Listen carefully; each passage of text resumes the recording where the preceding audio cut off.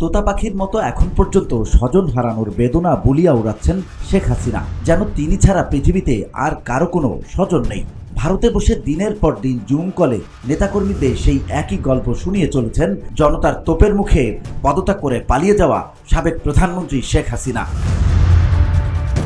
তার স্বার্থান্বেষী আচরণে ক্ষুব্ধ তৃণমূল থেকে শুরু করে প্রবীণ নেতাকর্মীরাও। তাই তো আদালতে কাঁদতে কাঁদতে প্রবীণ নেতা কামাল আহমদ মজুমদার বলেছেন, আর রাজনীতি করব না, আওয়ামী লীগ থেকে অব্যাহতি নিয়েছি। এক সময়কার মহাপ্রতাপশালী হাসিনার যে কোনো খবরই এখন সামাজিক যোগাযোগ মাধ্যমে হাস্যরসের জন্ম দিচ্ছে। তার স্বজন হারানোর বেদনাও এতটাই বিতর্কিত হয়ে উঠেছে যে নেটিজেনরা তার বক্তব্য নানাভাবে ট্রল করছেন।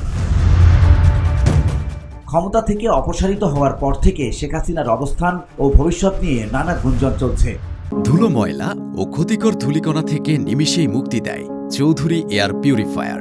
এর শক্তিশালী সাকশন ঘরের কোনায় কোনায় লুকিয়ে থাকা সকল ধুলা টেনে ফিল্টার করে এবং বের করে আনে নির্মল ও স্বাস্থ্যকর হাওয়া।